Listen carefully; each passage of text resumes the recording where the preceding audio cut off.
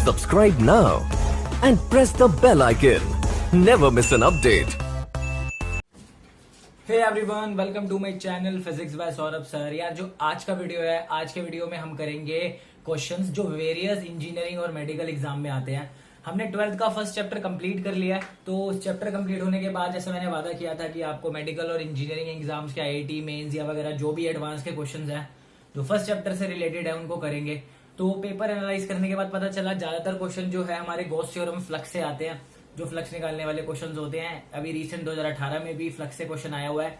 सो मतलब जो भी है कुल मिलाकर तो हम सारे क्वेश्चंस करने की कोशिश करेंगे। वीडियो पार्ट्स में आएगी, तो जो भी मेन कॉन्सेप्ट मैंने उठाए हैं जो बार बार रिपीट हुए हैं तो उस हिसाब से मैं क्वेश्चन कराऊंगा ताकि आपको हेल्प मिल जाए कि पेपर किस तरीके का आता है, किस तरीके के क्वेश्चंस आते हैं चैप्टर से। तो हम चैप्टर 1 फिजिक्स का जो क्वेश्चंस हैं उनको करेंगे। वीडियो थोड़ी पार्ट्स में आएंगी, शायद पार्ट 1, 2, 3 जितने हो सकेंगे मैं क्वेश्चन कराने की कोशिश करूंगा। तो यार चलो बातें कम करते हैं, क्वेश्चंस की तरफ चलते हैं। तो यार जो आज हम शुरू करने वाले हैं तो जो हमारा पहला क्वेश्चन होगा वो आज होगा हमारा नीट 2019 का। तो नीट 2019 का जो क्वेश्चन है बड़ा ही सिंपल सवाल उन्होंने पूछा कि दो चार्ज है और उनके बीच में जो कूलम लॉ की वजह से जो फोर्स लगती है वो एफ है। मान लो हमारे पास एक चार्ज है प्लस क्यू और एक चार्ज है minus Q. Of course in दोनों के बीच में फोर्स लगेगा जिसका मैग्नीट्यूड एफ होगा अकॉर्डिंग टू कूलम लॉ। उसने बोला ये एफ है। वो कहता है अगर 25% चार्ज जो है इधर से इधर शिफ्ट हो जाए तो नई फोर्स क्या होगी। अगर 25% ऑफ चार्ज ये इधर से इधर शिफ्ट हो जाए दूसरे वाले चार्ज की तरफ तो न्यू फोर्स जो कि जिसे हम एफ डैश बोल देते हैं वो क्या होगी। तो ऑप्शन है हमारा सेम रहेगा एफ डैश की वैल्यू एफ। सेकंड ऑप्शन में उसने बोला 9f/16, थर्ड में उसने बोला 25/16 और फोर्थ में बोला f/4। तो सवाल आपको समझ में आ गया होगा। दो चार्जेस पड़े हैं, फोर्स एफ है। अगर 25% इधर चला गया तो नई फोर्स क्या होगी। तो यार देखो लॉजिक सिंपल है। इसकी जो फोर्स का मैग्नीट्यूड अगर मैं लिखूंगा तो क्या लिखूंगा के क्यू स्क्वायर बाय या इसका डिस्टेंस मान लो डी स्क्वायर। ठीक है, ये हमारा इक्वेशन 1 हो गया।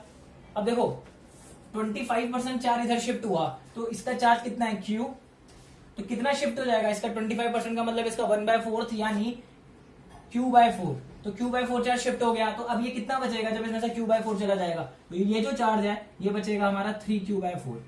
अब देखो q/4 चार्ज इधर चला गया तो माइनस q तो पहले से था तो q/4 उधर चला गया शिफ्ट हुआ तो इसका चार्ज कितना बन जाएगा हमारे पास, दिस इज 3q/4।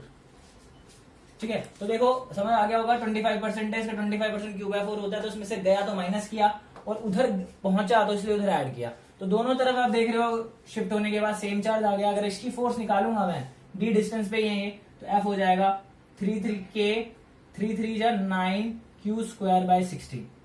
ठीक है, अब आप जानते हो 16d²। अब के q²/d² कितना है, के q²/d² हमारा एफ है तो हमारा जो एफ डैश आएगा नया वाला वो 9f/16 आएगा। तो यानी जो हमारी नई फोर्स आएगी वो 9f/16 आएगी। ठीक है, तो आंसर इज 9f/16। देखो कितना सिंपल सवाल है, सिंपल कूलम लॉ लगाना तो आंसर मिल जाएगा। चलो नेक्स्ट क्वेश्चन की तरफ चलते हैं। हमारे पास एक नेक्स्ट क्वेश्चन है, ये भी क्वेश्चन 2019 का ही है, बहुत ही सिंपल क्वेश्चन है। ये भी उसका एबीएमटी नीट का। इनफाइनाइट लाइन ऑफ चार्जेस है, पैरेलल रखी हुई है, एक ये पॉजिटिव है और एक ये नेगेटिव है। क्या है इनफाइनाइट लाइन ऑफ चार्जेस हमने पढ़ा है, मेरी वीडियो में देख सकते हो जाके, मैं लिंक डिस्क्रिप्शन में दे दूंगा। इसकी हमने डेरिवेशन की हुई है कि इनफाइनाइट लाइन ऑफ चार्जेस की वजह से इलेक्ट्रिक फील्ड क्या होता है आर डिस्टेंस पर। तो यहाँ पे उन्होंने पैरेलल रख दिया और इसके बीच में सेंटर पे इलेक्ट्रिक फील्ड पूछ रहा है। ठीक है, तो इसका लीनियर चार्ज डेंसिटी लैम्डा है, इसका linear charge density minus lambda है। तो यार देखो इसका जो सवाल है ये नीचे वाला नोट कर लेना। तो देखो इलेक्ट्रिक फील्ड की जो डायरेक्शन मैंने आपको देखनी सिखाई है वहां पर एक टेस्ट चार्ज रख देते हैं पॉजिटिव, तो ये उस पॉजिटिव को रिपेल करेगा और ये नेगेटिव इसको अट्रैक्ट करेगा। तो देख रहे हो दोनों की वजह से जो इलेक्ट्रिक फील्ड होगी वो एक ही डायरेक्शन में होगी। ठीक है, तो इलेक्ट्रिक फील्ड होती क्या है वैसे, इलेक्ट्रिक फील्ड जो होती है इनफाइनाइट लाइन ऑफ चार्जेस की वजह से वो होती है λ/2πε0r और ये r को डिस्टेंस ले लो, बिल्कुल मिड पॉइंट में है तो ये r है तो ये भी r होगा। तो नेट इलेक्ट्रिक फील्ड ऐड हो रही है तो दोनों की वजह से ऐड कर दो तो इलेक्ट्रिक फील्ड क्या आएगी मैग्नीट्यूड की अगर मैं बात करूं λ/2πε0r प्लस λ/2πε0r, माइनस नहीं ले रहा हूं मैग्नीट्यूड की बात कर रहा हूं तो 2 तो आंसर आ जाएगा lambda upon pi epsilon not r. तो ये हमारा आंसर है lambda upon pi epsilon not r. ध्यान रखना जीरो मत कर देना, बच्चे क्या करते हैं माइनस करके जीरो कर देते हैं। जीरो नहीं करना क्योंकि हम इलेक्ट्रिक फील्ड मैग्नीट्यूड ले रहे हैं और डायरेक्शन किस तरफ है, दोनों की इस तरफ है। अगर आपसे डायरेक्शन पूछता है तो आई कैप लगा देना, क्योंकि अगर मैं इसको एक्स डायरेक्शन मानता हूं, तो देखो रिजल्टेंट इलेक्ट्रिक फील्ड एक्स की तरफ है। तो यार देखो कितने सिंपल सवाल आए हुए हैं। ये भी एपीएमटी 2019 का था। अगर आपको फॉर्मूला लर्न है तो विद इन 15 सेकंड्स के अंदर आपका सवाल हो जाएगा। ठीक है, ऑप्शन देखते ही आपको पता चल जाएगा। एक ऑप्शन जीरो भी है तो कंफ्यूज मत होना, जीरो मत लगा देना यार। ठीक है, तो चलो एक और क्वेश्चन करते हैं, जब तक आप इसको नोट कर लो। तो यार देखो अगला जो क्वेश्चन है वो एम्स 2019 में आया हुआ है, एम्स 2019 में। तो देखो उसने क्या पूछा है, बड़ा ही सिंपल सवाल पूछा है। इलेक्ट्रिक फील्ड डिफाइन कर दी हमें वेक्टर उसका, this is 5 I cap plus 2 J cap minus 4 के कैप। ठीक है, ये लिख दिया। इलेक्ट्रिक फील्ड लिखने के बाद उन्होंने हमसे सवाल पूछा और एस जो एरिया है वो दे दिया 20 यूनिट्स। ये एक सरफेस है जिसका एरिया 20 यूनिट्स है। उसने बोला वो जो सरफेस है वो कुछ ऐसा है और एक्स वाई प्लेन में, वाईजेड प्लेन में रखा हुआ है, वाईजेड प्लेन में रखा हुआ है। और एक हमारे पास ऐसा सरफेस है जिसका एरिया 20 यूनिट्स और इलेक्ट्रिक फील्ड ये है। तो मुझे फ्लक्स बताओ। तो यार देखो फ्लक्स निकालने का आपको फॉर्मूला पता है कि फ्लक्स निकालने के लिए हम इलेक्ट्रिक फील्ड वेक्टर और एरिया वेक्टर का डॉट प्रोडक्ट लेते हैं। ठीक है, तो फ्लक्स के लिए हम क्या लिखेंगे, एरिया, ये इलेक्ट्रिक फील्ड वेक्टर क्या होता है 5 आई कैप 2 जे कैप माइनस 4 के कैप। इसका डॉट प्रोडक्ट किसके साथ लेते हैं, इसका फॉर्मूला होता है E dot D S, E dot S.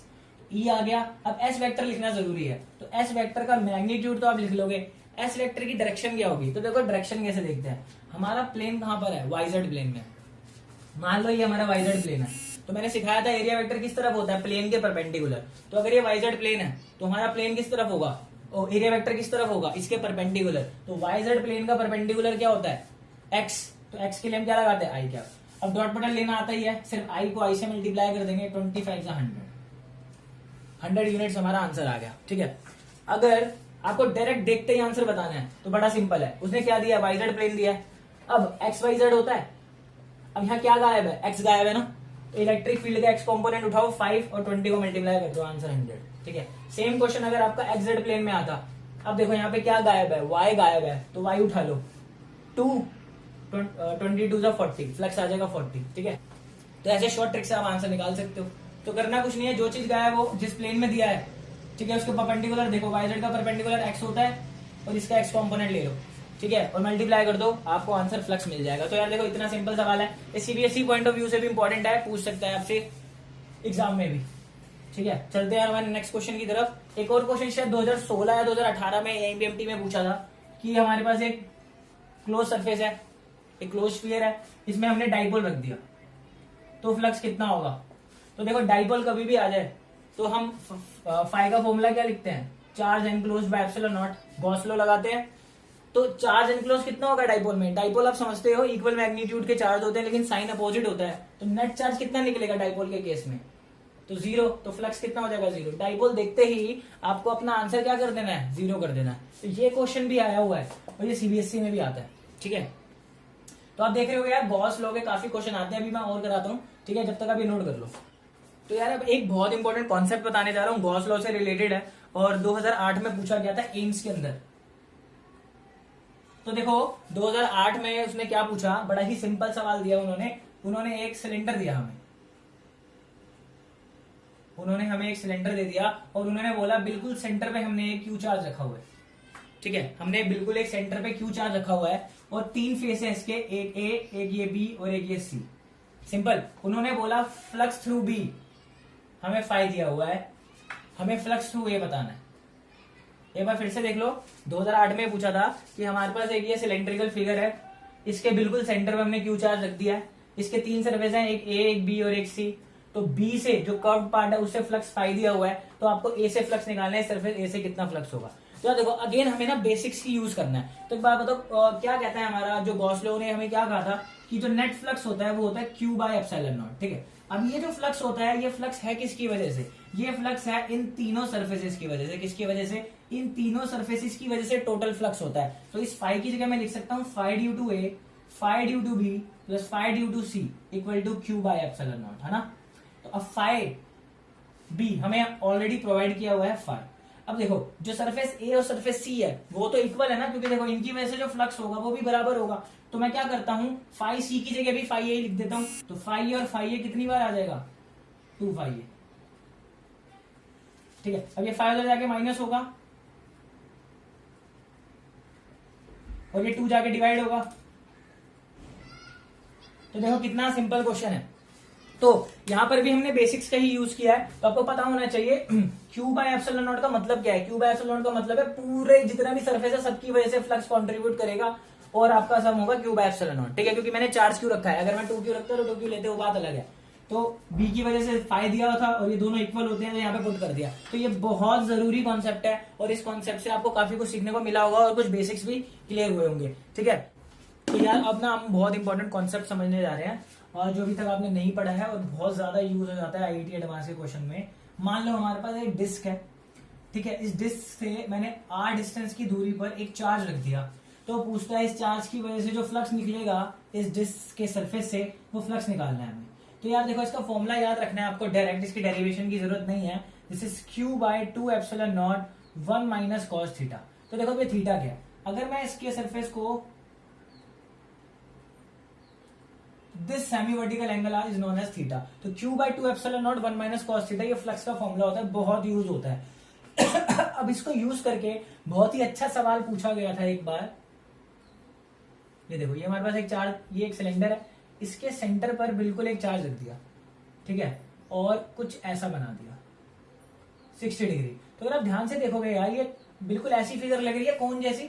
ये डिस्क है तो इसके सरफेस से फ्लक्स निकल जाएगा ऐसे। तो उसने कहा कि एक सरफेस ए है, ये सरफेस बी है और ये कर्व वाला सी है, तो flux due to c find करना था आपको इस सवाल के अंदर।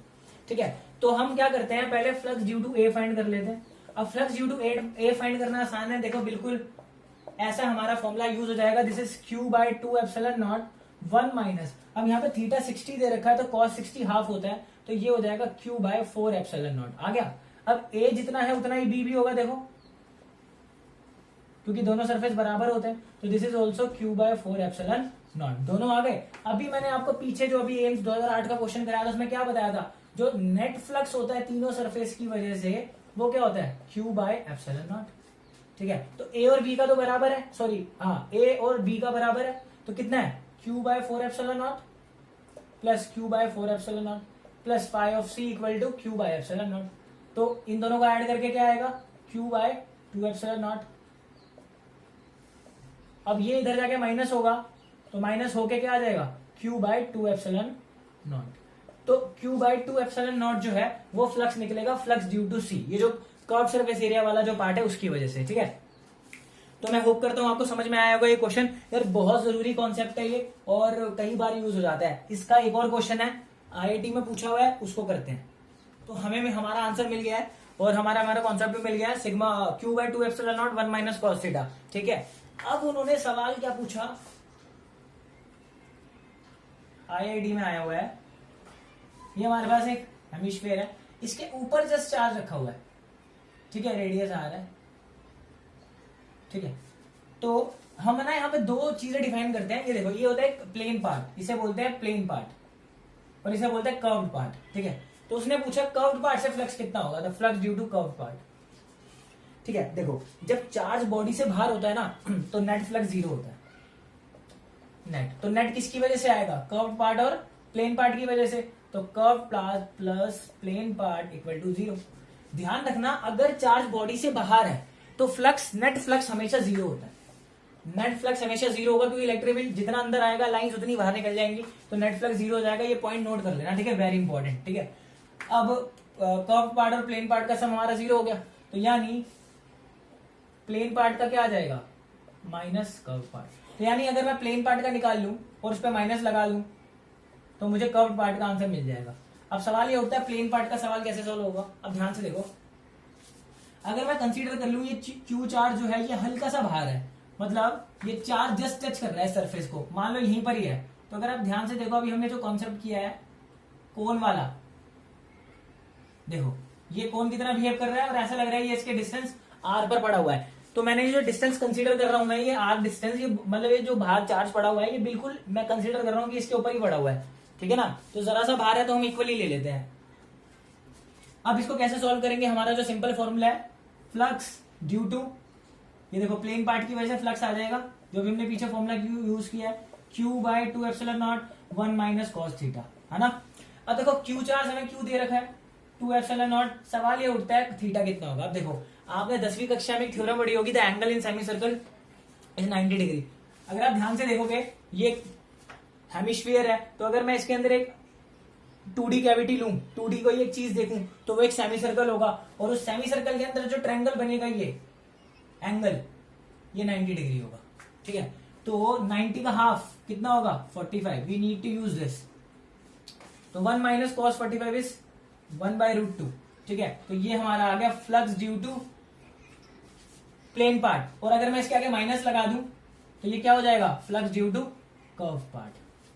तो देख रहे हो यार कितना सिंपल सवाल है, अगर हमें ये कॉन्सेप्ट आता है कौन वाला, तो फॉर्मूला लर्न किया, फॉर्मूला डाला, और हाँ प्लीज ये कॉन्सेप्ट आपको याद रखना है कि अगर चार्ज बाहर है तो नेट फ्लक्स हमारा 0 होगा, ठीक है। तो देखो कितना ही सिंपल सवाल हमसे पूछा गया, ठीक है। तो होप करता हूँ समझ में आ गया होगा, ये बिल्कुल नए कॉन्सेप्ट हैं जो भी अगर आपने नहीं पढ़े होंगे, होप कर रहा था, तो अब मैंने सिखा दिया यार। अब जाके क्वेश्चन प्रैक्टिस करना, कोई ऐसा क्वेश्चन नहीं होगा जो तुमसे ना हो। अब आईआईटी में आए हुए 2 क्वेश्चन और करेंगे जो गॉस लॉ पे ही थे, और इतने सिंपल थे यार कि अगर तुम्हें बेसिक्स आते हैं you can easily do it, okay. फटाफट नोट करो, चलते हैं आगे। तो यार देखो अब हम करने जा रहे हैं आईआईटी 2012 का सवाल, बहुत ही सिंपल है, स्क्रीन पे फ्लैश कर रहा हूं, देख लो, क्योंकि स्टेटमेंट है काफी लंबी। 2012 का देखो कितना सिंपल सवाल पूछा उसने, देख रहे होगे आप क्वेश्चन में वो क्या बोल रहा है कि हमारे पास एक क्यूब है जिसका साइड हमारे पास जो उसका क्यूब का रीजन है साइड है, has it centre at the origin. तो जो क्यूब है अगर आप ध्यान से देखोगे, हमारा जो क्यूब है वो हमारा सेंटर पे, ओरिजिन जो है उसका क्यूब के सेंटर पे, मतलब आप जिस कमरे में बैठे हो तो उस कमरे का कोई मिड पॉइंट पकड़ लो, वो आपका ओरिजिन है। और चार्जेस की अगर आप कन्फिग्रेशन देखोगे तो वो -a/4 है। तो अगर ये ओरिजिन है तो ये इधर a/2 है और इधर a/2 है, तो यानी अगर आप a/4 की कन्फिग्रेशन बनाओगे तो कहीं यहां बनेगी, ठीक है, और प्लस a/4 की बनाओगे तो मतलब अगर आप चारों जितने भी चार्जेस हैं उनकी कन्फिग्रेशन देखो, अगर बनाकर मैपिंग करो तो सारे चार्ज क्यूब के अंदर आएंगे या नहीं आएंगे, आप खुद चेक करो एक बार। क्योंकि देखो हमारी जो साइड है, अगर हम सिंपली देखें तो ये ओरिजिन है और ये हमारी a/2 इधर है और a/2 इधर है, लेकिन जितने भी चार्जेस जो हैं वो दिए हुए हैं वो a/4 पर दिए हुए हैं, यानी हमारे जो चार्ज हैं वो क्यूब के अंदर ही हैं तीनों के तीनों। बस ये चेक कर लेना कि चार्जेस अंदर होने चाहिए। तो जितने भी चार्ज हमें दिए हैं -a/4, 0 0 0 एक सेंटर पे पड़ा हुआ है और a/4, तो देखो तीनों जो चार्जेस हैं वो अंदर ही है, हमें मतलब नहीं है कहाँ है, बट ये देखना है कि वो अंदर ही होने चाहिए। तो तीनों चार्जेस अंदर है, तो हमने बस ये चेक करना है कि चार्जेस अंदर है। आपने देख लिया चार्जेस अंदर है, तो अब आप ऑप्शन पढ़ो, उसमें बोला है the net electric flux crossing the plane x is equal to the net electric flux crossing the x। तो ये ऑप्शन सही होगा, क्योंकि देखो चार्जेस जो है हमारे सारे अंदर है। तो अगर हम नेट चार्ज देखो कितना आएगा, नेट चार्ज हमारा q है, तो फ्लक्स कितना आ जाएगा Q/ε0, ये हम पढ़ चुके हैं, Q/ε0। अब आप जानते हो जो फ्लक्स निकलेगा यहाँ से वो हर फेस के लिए इक्वल होगा, तो फ्लक्स ड्यू टू फेस कितना होगा, कितने फेसेस हैं इसके 6। तो हम क्या करते थे, मैंने कॉन्सेप्ट सिखाया था जब मैं गॉस थ्योरम पढ़ा रहा था, उतने नंबर से डिवाइड कर देते हैं, तो हर फेस से कितना फ्लक्स निकलेगा Q/6ε0। तो यानी हमारी पहला जो ऑप्शन है ए, वो बिल्कुल करेक्ट है, सब फेस से इक्वल होगा। The net electric flux crossing the plane more than, देखो मोर देन का ऑप्शन हो ही नहीं सकता क्योंकि फ्लक्स इक्वल होता है। सी में पूछ रहा था इलेक्ट्रिक फ्लक्स जो है वो Q/ε0 है, बिल्कुल सही है, क्योंकि हम कैसे देखते हैं, नेट चार्ज देखते हैं, और नेट चार्ज अगर आप देखोगे तो एक माइनस, तो ये नेट चार्ज में हमारे पास एक +3Q है, एक -Q है और एक -Q है, तो नेट चार्ज कितना हो जाएगा Q/ε0। तो सी भी सही है, और डी ऑप्शन में भी वो सही ही है, क्योंकि उसने बोला है कि जो नेट है जो फ्लक्स है वो Z से और +a/2 से x = a/2 का बराबर है। तो यार देखो हर फेस का बराबर ही होगा, चाहे वो कौन सा भी फेस ले ले, ठीक है। बस कंडीशन ये होनी चाहिए कि चार्ज हमारे अंदर होने चाहिए, तो प्लीज इस बात पे ध्यान रखना, चार्ज हमारे इनक्लोज होने चाहिए। अगर चार्ज इधर उधर होता, वर्टेक्स पे होता, तो कहानी कुछ और होती, ठीक है। तो होप करता हूँ क्लियर हो गया होगा। देखो कितना सिंपल सवाल है, कुछ आपको सॉल्व करने की जरूरत नहीं पड़ी, ठीक है। चलो यार एक एम्स का या AIPMT का 2019 का सवाल साथ साथ देख लो। AIPMT का 2019 का सवाल है, सवाल कितना सिंपल है, स्क्रीन पे फ्लैश कर रहा हूं, अपने आप से ईमानदारी से खुद आंसर टिक करना और कमेंट करना आंसर क्या है इसका। एक होलो मेटल स्फीयर है, तो हमने मान लिया एक होलो मेटल स्फीयर, तो अंदर से खाली है, तो उसने इलेक्ट्रिक फील्ड का ट्रेंड पूछा है क्या होगा। ठीक है, अब देखो अगर आप ऑप्शन को ना देखो तो आप जानते हो इसके अंदर इलेक्ट्रिक फील्ड 0 होती है। ठीक है, और जब आप इसके रेडियस से बाहर निकलते हो तो electric field inversely proportional to r² होती है। यानी जब आप अंदर हो 0 to r तक, व्हेन इसके लिए जब r 0 से बड़ा है और r से छोटा है तो उसके इसके लिए इलेक्ट्रिक फील्ड तो 0 होगा। तो यानी जैसे जैसे r बढ़ेगा इलेक्ट्रिक फील्ड 0 ही रहेगा। फिर जब r इससे बड़ा होगा उसके लिए इलेक्ट्रिक फील्ड घटेगा। तो ऑप्शन में अगर आप देखो first option 0 as r increases for r is less than r, decreases as r increases for r is greater than r। ठीक है ना, तो अंदर के लिए 0 बोल रहा है और बाहर के लिए डिक्रीजेस बोलेगा। ऑफकोर्स डिक्रीज होगा, इनवर्सली प्रोपोर्शनल टू r² है। तो यार देखो कितने ही सिंपल सवाल, और ये बहुत पुराने सवाल नहीं है, ये 2019 का ही क्वेश्चन है, तो बहुत सिंपल सवाल आते हैं। ठीक है यार, अभी आईआईटी का एक और क्वेश्चन करते हैं, फटाफट नोट कीजिए। तो यार देखो अगला जो क्वेश्चन होने वाला है वो है एआईपीएमटी फिर से 2019 का। कितना ही सिंपल क्वेश्चन है, फ्लैश कर रहा हूं, एक बार स्क्रीन पर देख लो। हमारे पास 3 चार्जेस हैं, 2q -q और -q। तो बस वो इक्विलेटरल ट्रायंगल L और L। ठीक है, तो सेंटर के लिए सवाल पूछ रहा है कि जो सेंटर पे फील्ड होगी वो 0 होगी, potential is non zero, field non zero but potential is 0, जैसे कि ऑप्शन दिए हुए हैं। तो एक बार ना इलेक्ट्रिक फील्ड के लिए चेक कर लेते हैं। तो देखो मैंने बोला था इलेक्ट्रिक फील्ड निकालते टाइम पॉजिटिव टेस्ट चार्ज सोचना है यहाँ पर। तो ये इसको रिपेल करेगा, ये इसको अट्रैक्ट करेगा और ये इसको अट्रैक्ट करेगा। तो देखो इन दोनों का रिजल्टेंट इसी के ऊपर आएगा। तो देखो इलेक्ट्रिक फील्ड कहीं से भी 0 नहीं हो रही, ऐड ही हो रही है। ठीक है ना, तो इलेक्ट्रिक फील्ड कभी भी 0 नहीं हो सकती। तो ऑप्शन में देखो इलेक्ट्रिक फील्ड 0 कहां नहीं है। तो ऑप्शन में अगर आप देखोगे the field is non zero, एक तो 2 ऑप्शन में है और एक 4th ऑप्शन में है। तो यानी अब हमारी जो कंडीशन है सिर्फ 2 ऑप्शन पे आके रुक गई है। तो अब हमें पोटेंशियल चेक करना पड़ेगा। यार एक बात बताओ, ये डिस्टेंस सेंटर पे है तो ये डिस्टेंस बराबर होगा r। ठीक है, तो पोटेंशियल अभी हमने पढ़ा नहीं है। तो पोटेंशियल का जो सवाल होता है, पोटेंशियल का फॉर्मूला होता है KQ/R। ठीक है, और ये स्केलर क्वांटिटी होती है। तो जैसे कि फील्ड हम लिखते हैं KQ/R², पोटेंशियल को हम KQ/R लिखते हैं। बस फर्क इतना है, ये वेक्टर होता है और ये स्केलर होता है। तो यहाँ पर सब सेंटर पे आप सबका पोटेंशियल निकाल दो। तो क्या होगा potential 2Q/R minus KQ/R minus KQ/R। क्योंकि ये स्केलर है तो हम इसको सीधा ऐड कर सकते हैं। तो देखो ऐड करोगे तो 0 आ रहा है। तो यानी पोटेंशियल तो हमारा 0 है लेकिन इलेक्ट्रिक फील्ड हमारी नॉन जीरो है। तो आप देख सकते हो कि इस ऑप्शन में हमारा जो सही है वो second option, the field is non zero but the potential is 0। Potential अभी हमें सेकंड चैप्टर में पढ़ना है, बस अभी आप ये फॉर्मूला यूज करो और आंसर देख लो क्या होगा। ठीक है, तो एआईपीएमटी में पूछा गया सवाल 2019 में। 2018 आईआईटी 2018 का सवाल है, स्क्रीन पे फ्लैश कर रहा हूं, देख सकते हो। एमएसक्यू है, मल्टीपल चॉइस। ठीक है, तो सवाल बड़ा ही सिंपल है, देख के लग रहा होगा यार क्या दे दिया, लेकिन इट इज वेरी सिंपल।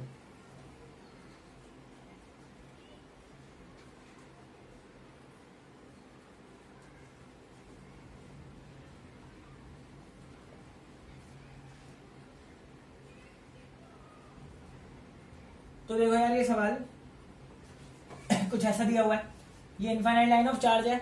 ठीक है, और 120 डिग्री सबटेंड कर रही है ये जो आर्क PQ है सेंटर पर। ठीक है, यही बोल रहा है।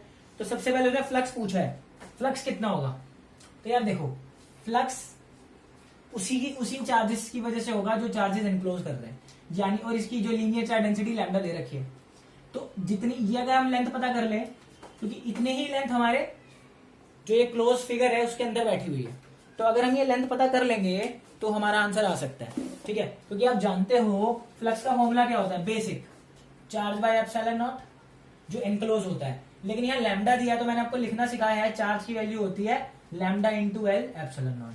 तो सारा खेल किसका है, ये भी दिया है, ये भी पता है, एल पता करना है। और ये एल कौन सी लेंथ है जो इसके अंदर है, तो एल पता कर लेते हैं। तो यार इस एल पता करने के लिए आपको 10वीं क्लास की ट्रिगो यूज करनी है बस। तो अगर मैं इस एंगल को हाफ कर दूं तो ये भी 60 और ये भी 60 और ये परपेंडिकुलर है। तो और ये this is the radius, this is R. ठीक है, तो अगर आपको ये लेंथ पता करनी है, ये वाली लेंथ पता करनी है, तो हमें ट्रिग्नोमेट्री रेशियो यूज करना पड़ेगा। क्या होता है बोलो, this is sine theta equal to P/H होता है। तो sine 60 equal to what is P here, ये जो लेंथ हमें चाहिए x बोल दो, और h हमारा r है, तो x की वैल्यू आ गई हमारी r sin 60 इज √3/2, r √3/2। लेकिन ये तो इतना आया, हमें तो पूरा चाहिए, तो 2 से मल्टीप्लाई कर दो, तो 2 से 2 कट जाएगा, तो पूरी लेंथ हो जाएगी हमारी r √3। तो लेंथ की वैल्यू पुट कर दो, लैम्डा r √3/2 एप्सिलॉन नॉट। क्या है हमारा आंसर? लैम्डा r √3/एप्सिलॉन नॉट। तो यार एक बार ऑप्शन में देखो कौन सा ऑप्शन सही है। तो हमारा अगर हम ऑप्शन देखेंगे तो हमारा जो ऑप्शन है √3r/एप्सिलॉन नॉट, यस, हमारा जो ए ऑप्शन है वो बिल्कुल करेक्ट है, √3r λ/2 एप्सिलॉन नॉट। लेकिन ये MSQ है, तो फर्स्ट ऑप्शन करेक्ट होता है।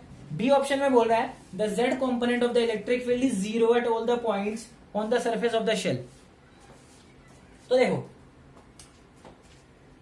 z कॉम्पोनेंट इलेक्ट्रिक फील्ड का 0 है, इसको चेक करते हैं। देखो इलेक्ट्रिक फील्ड का z कॉम्पोनेंट 0 है। देखो हमारी जो ये वायर है वो z एक्सिस पर ही रखी हुई है, तो इसकी इलेक्ट्रिक फील्ड कहां होगी? मैंने सिखाया था, इससे अवे जाती है, इससे अवे जाती है, अवे जाती है, अवे जाती है।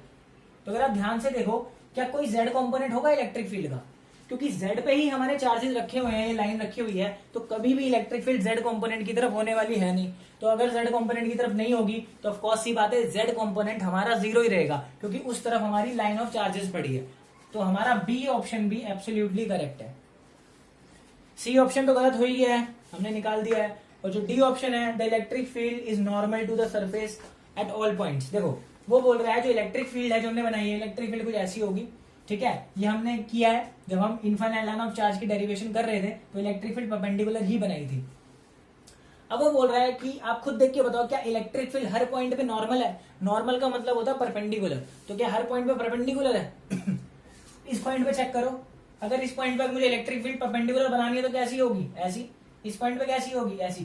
क्या इलेक्ट्रिक फील्ड ऐसी है? नहीं, रियल में इलेक्ट्रिक फील्ड बिल्कुल स्ट्रेट है, बिल्कुल स्ट्रेट, ठीक है। तो यानी ये प्रूव होता है कि हर पॉइंट पे इलेक्ट्रिक फील्ड परपेंडिकुलर नहीं है। अगर मुझे परपेंडिकुलर बनानी है तो कुछ ऐसी बनेगी, लेकिन in reality electric field straight है बिल्कुल। तो इसका मतलब हमारा जो लास्ट वाला ऑप्शन है वो गलत है, तो हमारा ए और बी ऑप्शन बिल्कुल करेक्ट है। तो देख रहे हो आप, बिल्कुल बेसिक्स, बिल्कुल बेसिक्स से सवाल पूछा उसने, बिल्कुल बेसिक्स से, ठीक है। फटाफट इसको नोट करो, आपके लिए एक होमवर्क है मेरे पास। तो यार देखो, ये IIT 2013 का क्वेश्चन मैंने फ्लैश किया है, और इलेक्ट्रिक फील्ड हम जो शेल्स की है या सॉलिड स्फीयर्स की है वो हम कर चुके हैं, उस पर वीडियो में बना चुका हूं। तो जो बच्चे फॉलो कर रहे हैं उनको पता होगा ये क्वेश्चन कैसे होगा, और जो बच्चे नए हैं जो देख रहे हैं तो वो जाके मेरी पिछली वीडियो देख सकता है। तो ये क्वेश्चन आपको होमवर्क दे रहा हूं मैं। कमेंट सेक्शन में सब बच्चों को बताना है कि इस क्वेश्चन का आंसर क्या होगा, और कमेंट करके बताना है। अगर ये नहीं होता है तो अगली जो वीडियो होगी उसमें इसका सॉल्यूशन करा दिया जाएगा। तो इसको जरूर अटेम्प्ट करना है और कमेंट सेक्शन में बताना है, ठीक है यार। तो चलते हैं हमारे नेक्स्ट क्वेश्चन की तरफ, फटाफट इसको नोट कर लो। क्या देखो, आओ जेई मेंस 2019 का सवाल करते हैं, बड़ा ही सिंपल। 2019 जेई मेंस, बड़ा ही सिंपल सवाल आया हुआ है। सवाल बड़ा सा सिंपल ये करता है, आपके पास आपने ये एक मास m है जो किसी आपने एक वायर से टांगा हुआ है जिसकी टेंशन T है हमारे पास, ठीक है। ये अभी ऐसी रेस्ट पे है, इसके ऊपर हमारे पास चार्ज है 5 माइक्रो कूलम का, ठीक है। और इसका जो मास है वो आई थिंक से 4 ग्राम है, ठीक है। ये ऐसे पड़ा हुआ है, सिंपल सा सवाल है। अब क्या किया हमने, एक हॉरिजॉन्टल इलेक्ट्रिक फील्ड अप्लाई कर दी जिसकी वैल्यू है 2000 वोल्ट पर मीटर, ठीक है। तो एक बात बताओ यार, ये चार्ज है, इलेक्ट्रिक फील्ड लगेगी तो ये इधर रिपेल होगा, इधर को जाएगा ना, मतलब इलेक्ट्रिक फील्ड के साथ, क्योंकि इलेक्ट्रिक फील्ड पॉजिटिव से नेगेटिव की तरफ जाती है, तो ये भी पॉजिटिव से नेगेटिव की तरफ जाएगा। इलेक्ट्रिक फील्ड इस पे फोर्स लगाएगी, हम जानते हैं। तो अब जो फिगर बनेगी वो कुछ ऐसी हो जाएगी, तो ये कुछ इधर चला जाएगा, इसकी वजह से फोर्स लगेगी, तो ये वर्टिकल एंगल थीटा बनेगा। तो ये वर्टिकल एंगल थीटा हम लोगों को फाइंड करना है, जेईई मेंस 2019 में है। तो क्वेश्चन क्या है, बड़ा सिंपल, आपको डायग्राम बना लेना है। टेंशन T, तो इसको बोल देता हूं y एक्सिस, इसको बोल देता हूं x एक्सिस। मैंने आपको एक चीज सिखाई हुई है, जब भी कोई वेक्टर क्वांटिटी ना ही x पे हो ना ही y पे हो तो हम उसको रिजॉल्व करते हैं। तो यहाँ पे टेंशन जो है ना ही x पे है ना ही y पे है, तो उसको हम क्या लिखेंगे, तो देखो z से ये एंगल थीटा हो गया, this is t cos theta and this is t sin theta. अब इलेक्ट्रिक फील्ड कहाँ लग रही थी, इधर। तो इलेक्ट्रिक फील्ड जब लग रही थी तो वो चार्ज का फोर्स लगाएगी, तो फोर्स का फॉर्मूला क्या बताया मैंने, QE होता है। तो इधर क्या हो गया, QE हो गया। तो इक्विलिब्रियम पे, और mg हमारा नीचे लगेगा, तो इक्विलिब्रियम पे जो वर्टिकल कंपोनेंट है y एक्सिस वाली फोर्स इक्वल हो जाएंगी, x एक्सिस वाली फोर्सेज इक्वल हो जाएंगी। तो t sin theta equal to क्या हो जाएगा, QE, और t cos थीटा किसके बराबर हो जाएगा, mg के। दोनों को जब हम डिवाइड करते हैं तो t से t cancel, tan theta equal to QE by mg। तो यहाँ पे हमें वैल्यू पुट करनी है, तो फटाफट से कैलकुलेशन आपको आनी चाहिए। 5 इंटू 10 की पावर -6, ई कितना हो गया 2 10 की पावर 3 अपॉन मास कितना है 4 इंटू 10 की पावर -3, ग्राम को केजी में किया और जी हमारा 10 बोला गया। ठीक है, तो सबसे पहले पावर को एलिमिनेट करना होता है। देखो 10 की पावर -3 ऊपर गया 6 हो गया, तो 6 से 6 पावर कट गई। ठीक है, और ये 2 से 2 कट गया, तो थीटा आ जाएगा हमारे पास tan इनवर्स 0.25। जो क्वेश्चन जेईई मेंस में आया शायद मैंने उसकी डिजिट ले ली, शायद ये 2 ग्राम था तो आंसर 0.5 आ रहा था। तो कोई बात नहीं, आपको तो कॉन्सेप्ट देखना है यार, डिजिट तो कुछ भी दे देगा तो डाल देना। ये फॉर्मूला तो याद रखो, tan theta is equals to QE by mg। ठीक है, तो होप करता हूं आपको क्लियर हो गया होगा। अब मेरी बात ध्यान से सुनो, जेईई मेंस 2019 का एक और क्वेश्चन था, कुछ नहीं था, हमने एक डेरिवेशन की थी, और सीबीएसई का भी बहुत इंपॉर्टेंट पार्ट है वो, कि जब हम किसी इलेक्ट्रिक फील्ड में डाइपोल को रख देते हैं, ये डाइपोल रख दिया मैंने with stable equilibrium, negative to positive होती है डायरेक्शन, तो इलेक्ट्रिक फील्ड भी इधर आ गई और डाइपोल मोमेंट भी इधर आ गया। तो इलेक्ट्रिक फील्ड में जब हम डाइपोल रख देते हैं स्टेबल इक्विलिब्रियम में, तो हल्का सा डिस्टर्ब करने पे वो एसएचएम करने लगता है, और उसकी कुछ फ्रीक्वेंसी भी होती है। तो डायरेक्ट उसका सवाल भी आ गया था, तो फ्रीक्वेंसी बताओ उसकी ऑप्शन में। तो भैया हमने तो डेरिवेशन कर रखी है, तो आपको फॉर्मूला लर्न होना चाहिए, देखते ही आपको टिक मारना है उसको। ठीक है, तो जिसने नहीं देखी है वो डेरिवेशन वाली वीडियो, तो वो डेरिवेशन हो रखी है, जाके देख लो भाई, 2019 में सवाल आ चुका है। ठीक है, तो होप करो यार आप लोगों को मजा आ रहा होगा और अच्छी लग रही होगी वीडियो, क्वेश्चंस क्लियर हो रहे होंगे, थोड़ा कॉन्फिडेंस भी आ रहा होगा, क्योंकि यार वो जरूरी है। देख रहे हो, बिल्कुल बेसिक से एडवांस का क्वेश्चन हो चाहे कहीं का क्वेश्चन हो, बिल्कुल बेसिक्स पे ही बात करता है, फालतू बात नहीं करता। तो बेसिक्स को स्ट्रॉन्ग करने पे ध्यान दिया जाए, वो ज्यादा बढ़िया है। ठीक है, तो यार ये करता हूँ, समझ आ गया होगा। तो यार देखो, जितने ज्यादा क्वेश्चंस प्रैक्टिस करोगे, अब आपने कॉन्सेप्ट सीख लिया, अब आपने आइडिया देख लिया कि किस टाइप के और किस लेवल तक के क्वेश्चन आते हैं, तो यार अब आपका काम बनता है कि आप ज्यादा से ज्यादा क्वेश्चन प्रैक्टिस करो। मैं आपकी इतनी हेल्प कर सकता हूँ कि अगर आपको जो क्वेश्चन नहीं हो रहा, आप मेरे फेसबुक पेज पे जाके पूछ सकते हो, या कमेंट सेक्शन में पूछ सकते हो। तो यार आप मुझसे सवाल पूछ सकते हो, लेकिन एट द एंड मेहनत आपको ही करनी है, क्वेश्चन सोल्व आपको ही करने हैं। तो कॉन्सेप्ट मैं बता सकता हूँ, कुछ सवाल मैं बता सकता हूँ, लेकिन at the end hard work आप ही को करना है। तो यार देखो, और भी वीडियोस आती रहेंगी क्वेश्चंस के लिए, so stay tune for that. तो यार मिलते हैं नेक्स्ट वीडियो में, अगली भी वीडियो क्वेश्चंस पे ही होगी, तो कोशिश करूंगा ज्यादा से ज्यादा अच्छे कॉन्सेप्ट लेके आऊं कम से कम टाइम के अंदर। सो मिलते हैं नेक्स्ट वीडियो में, ध्यान रखो अपना, स्टे होम स्टे सेफ।